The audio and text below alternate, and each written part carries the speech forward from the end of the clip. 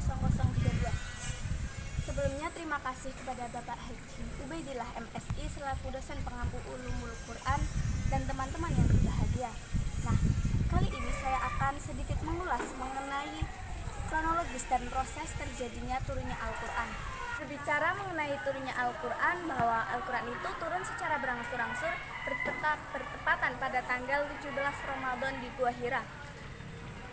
Lalu bagaimana sih proses dan kronologisnya? Mari kita simak video berikut. Allah menurunkan Al-Quran pada Nabi Muhammad SAW untuk memberikan petunjuk kepada seluruh manusia yang ada di dunia.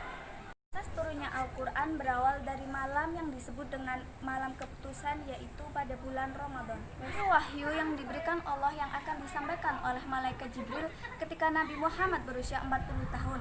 Nabi pergi ke Gua Hira yang terletak di Jabal Nur di Mekah untuk menyembah Allah, merenung kehidupan alam semesta dan hidupnya di dunia.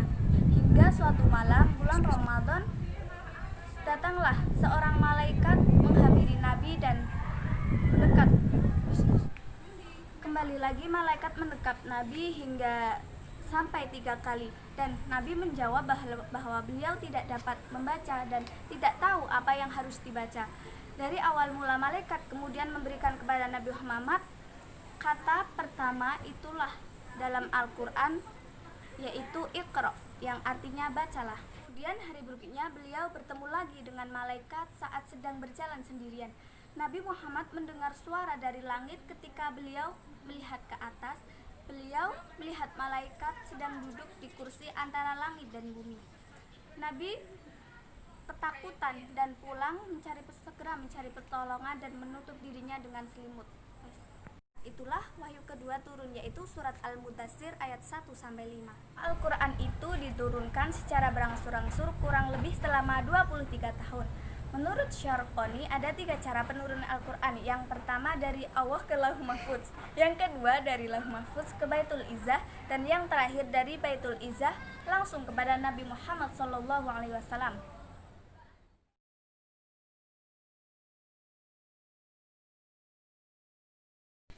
Kandungan surat Al-Qadar.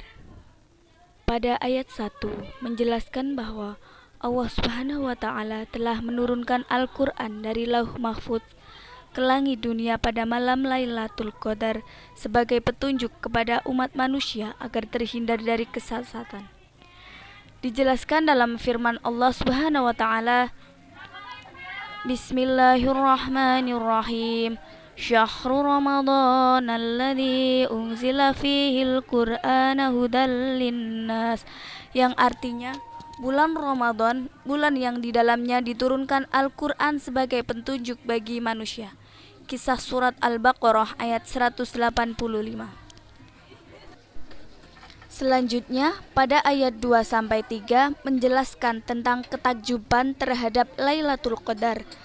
Pada ayat kedua berisi pertanyaan Allah Subhanahu wa Ta'ala terhadap Nabi Muhammad SAW.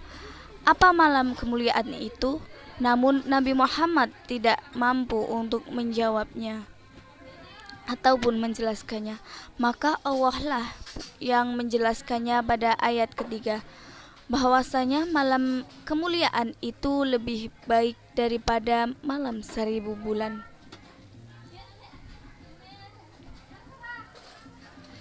Dari ayat di atas bahwasanya manusia diminta untuk beribadah dan beramal soleh pada malam Lailatul Qadar karena pahalanya begitu besarnya, diibaratkan seperti beribadah 1000 bulan.